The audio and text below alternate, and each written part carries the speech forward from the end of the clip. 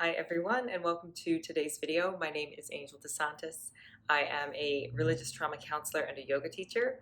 And today's video I'm going to talk about positive emotions and how to have them after they've been exclusively attached to God. And if you come out of a religious situation, sometimes the things that get left behind are the positive emotions. So I'm going to talk a little bit about that today and how to reclaim them because they are yours. So if that interests you, stick around. And also be sure to hit like and subscribe because it does help.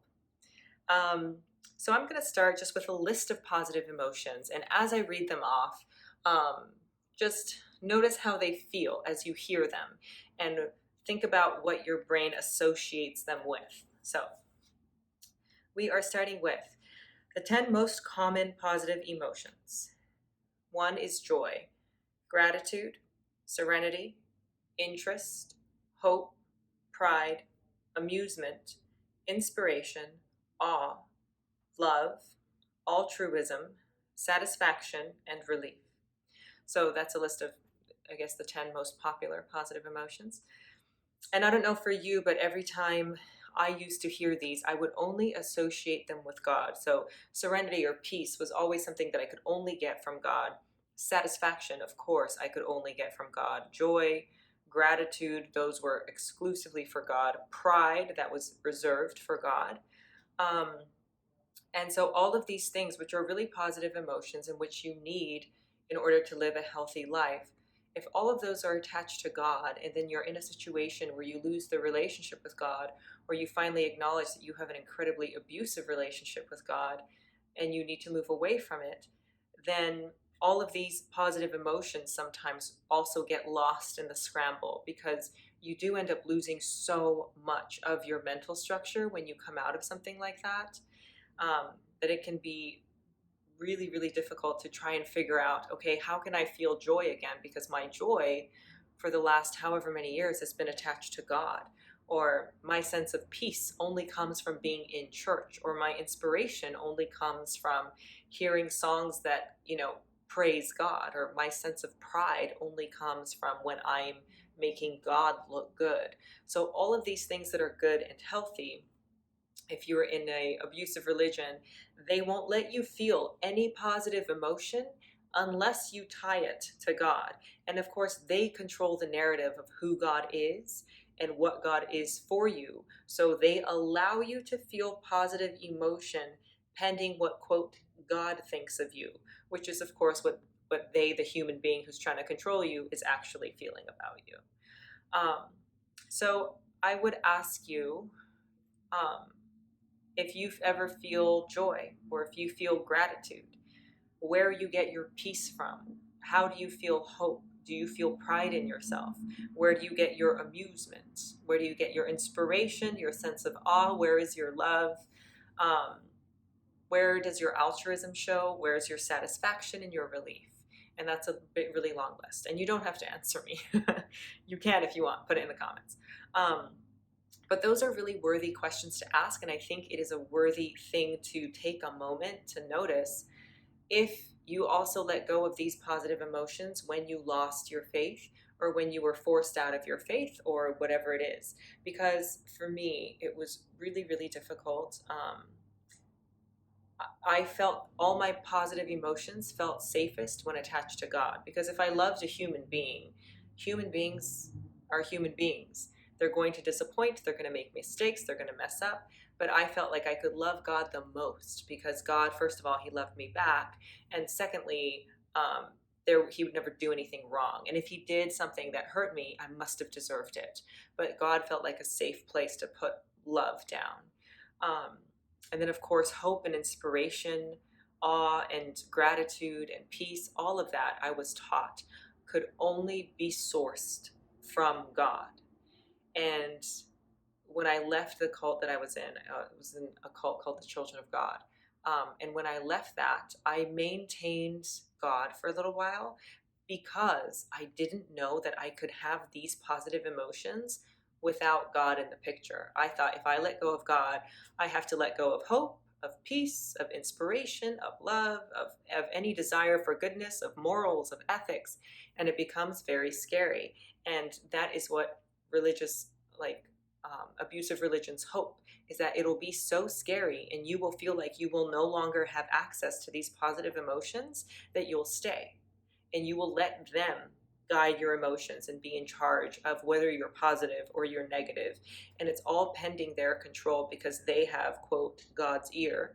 And you get to have these emotions pending whether or not they approve of you. But definitely, if you leave, you may not experience any of these. And that's kind of the lie that they tell. And then you might get stuck in a fear. I got stuck in a fear that, like, well, if I don't have God, where am I going to get my satisfaction from? And won't I just turn into like a murderer? Because that is the fear that they put inside of me, is that, like, well, if you don't have God, then you're nothing and you're incapable. You're completely incapable and you're just going to turn into Hitler. And so I kept to God for a long time because I was like, I don't want to be Hitler.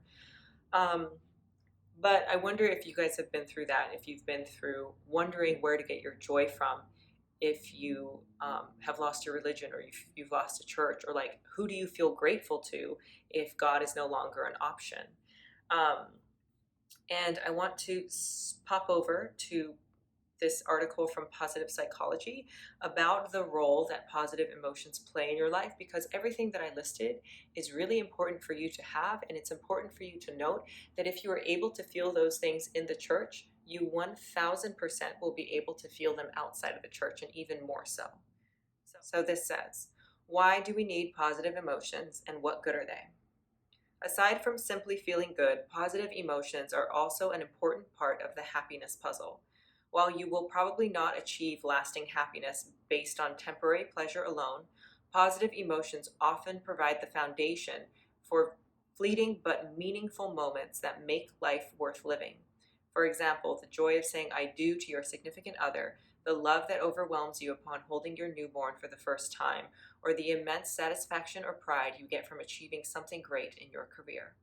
Although positive emotions seem to have little purpose besides making us, quote, feel good, they actually do have very important jobs. A social psychologist might say that positive emotions play the role to form the bonds that connect us to others. A positive psychologist might say they make life worth living. These positive emotions broaden an individual's momentary thought-action repertoire. Joy sparks the urge to play. Interest sparks the urge to explore. Contentment sparks the urge to savor and integrate. And love sparks a recurring cycle of each of these urges within safe and close relationships. So that was a lot. What it's basically trying to say is that we need all of these positive emotions. So everything that I listed, the top 10 most popular positive emotions, you deserve those, and you deserve those no matter what your belief set is. Whether or not you have a God in your life and whether or not you have a religion in your life, the ability to feel joy or to feel love or to feel adventurous, all of that is really important, and all of those things make up such, like, the possibility for such a rich life inside of you, and all of those things are worth cultivating. And then it goes on to list a bunch of health benefits of positive emotions and how they positively react onto the workplace and, like, bump up your resilience and everything like that, which I think that is fairly obvious. I don't know, maybe. But I want to come back to all of these things and just give yourself a moment, like get a pen and a paper or something, and then really ask yourself if you are able to still feel these things. And if you say no, that's okay. You just want to gauge where you are and kind of figure out what is still entangled with your old view of God, or what is still entangled with the abusive religion, and what you've managed to make yours again. Because when joy is yours to get and it's something that you create, you never run out. When you're able to constantly find things to be grateful for, the world is always a really, really beautiful place. And when you can create peace inside of you, you always feel a sense of safety of wherever you are, which allows you to create bonds and connect to other human beings. So all of these things are really, really important. It's not just the ability to feel a sensation, it's the ability to actually be really involved with all of your life. And so if you were really involved, I went through this, I was really involved in the cult that I was in, and I felt like more of myself. And when I left, I felt like I lost so many parts of myself. And it was because I no longer knew how to feel these positive emotions without them being attached to God. So once I realized that that was a thing, and I thought, okay, let me start attaching this to myself. Let me see if I can inspire myself. Let me see if I can be proud of myself. Let me see if I can love myself or be satisfied with who I am. And those are all really, really important things. And it's important to know that if you are able to feel any of these things, again, with the religion attached, it is also possible for you to feel it without the religion attached, because the religion didn't make these positive emotions. These are part of your makeup.